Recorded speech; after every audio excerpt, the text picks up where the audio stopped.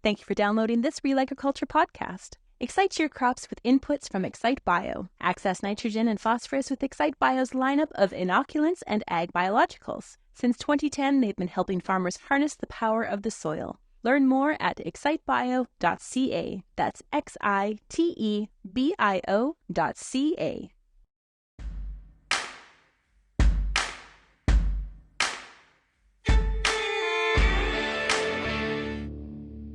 For Real Agriculture, I'm Kelvin Hepner. We're at CropConnect 2024 in Winnipeg, Manitoba, and pleased to be joined now by Drew Lerner of World Weather Inc. And Drew, of course, lots of questions about what spring is going to bring here in Western Canada. Large areas of the prairies are, of course, dry. A lot of that you talked about today depends on the El Nino, La Nina transition that is underway right now. That's right. El Nino is on its way out. It should go away fairly quickly. That's going to open the door for a little bit of moisture this spring. Not a lot, because the 18-year cycle is not going to promote a lot of moisture. It's not going to support it, but there will be opportunities for more moisture. We've already seen a little bit of this, and as we go forward now, we'll probably see a little bit more of it. The issue is whether or not La Nina will kick in and do so quickly enough to change our weather patterns.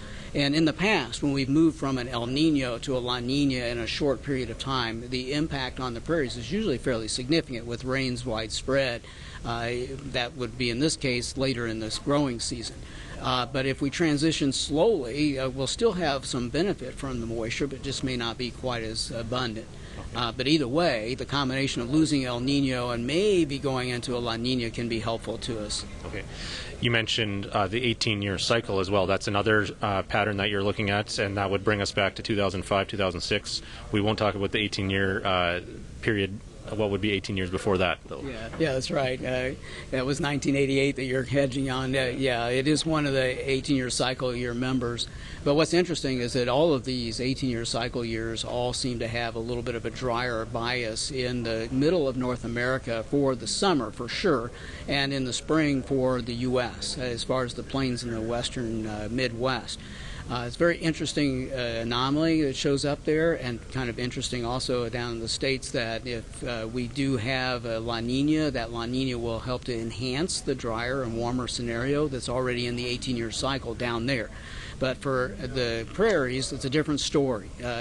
We've got an environment here that will bring us kind of a mix of weather this spring. We are not going to fix Alberta, southern Alberta, with any weather event this spring. We'll have, don't get me wrong, we're going to see some opportunities for moisture, but we're not going to take care of that long-term moisture deficit, and we're still going to have low water supply there for the irrigation, and so that's going to be an issue. But as we go forward into the summer, the environment should become a little bit more favorable for a greater amount of moisture to come into play for southern Alberta. I think at the moment it looks like northern Alberta is probably more favored for an abundantly moist summer over that of the south, but it's still early in the game, so we'll see what happens. But I do think that improvement is in store for just about everybody. Okay, improvement, but not maybe, like you said, fully restoring our moisture deficit. Absolutely not. Not out in the southwestern parts of the region. Palliser's Triangle will still have some challenges this spring. I fully expect us to have some timeliness rain. We had a little bit of that last spring, but the rains were so erratic, and there was so much warmth there too that we just fell behind the eight ball and never got out of it. I don't think we'll have that kind of warmth this spring, but I do think the rains will be erratic. It will be greater volume of moisture than what we saw last year, but still, hit and miss type, and still leaving us crying for more. But I do think we'll be able to get into the fields, but it's going to be another one of those years trying patience for the Palliser's Triangle area. Okay. I think I saw a local meteorologist say this is the 25th day where we've had at least 5 degrees above normal temperature here in this part of the world. What's your explanation for this abnormally warm winter that we've seen in much of North America? Yeah, a lot of it has to do with El Nino. El Nino was a moderately strong event. If you go back in history and look at all the El Nino events in the past, they've always been warmer biased in the western part of the nation. So that was primary. But in addition to that, some of these temperatures have been even farther above normal than what you would even expect with an El Nino. Some of that came from the 18-year cycle, and some of that may be kind of influenced from what happened from the volcano that erupted in 2022, where there was moisture put into the stratosphere, and that's preventing the Earth from cooling down as much as it would normally. So that volcano is still affecting global weather patterns right now? I believe it is, but we don't have a lot of data to make comparisons with. This volcano in 2022, 2 years ago, was the biggest volcanic eruption in modern times, and there was even bigger than Krakatoa, but it was a non-populated area. But the point of this is that we did take atmospheric measurements from this volcano, but we have no other volcano that was even comes close to comparing it to, and let alone have any data for it.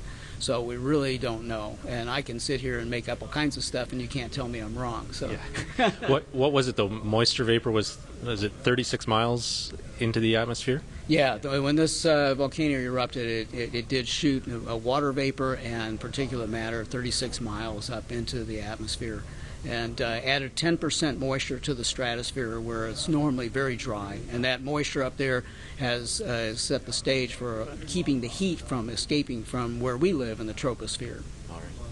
Well, good to see you in person again, Drew. Thanks for your time. Absolutely. Thank you for the opportunity. Have a great day.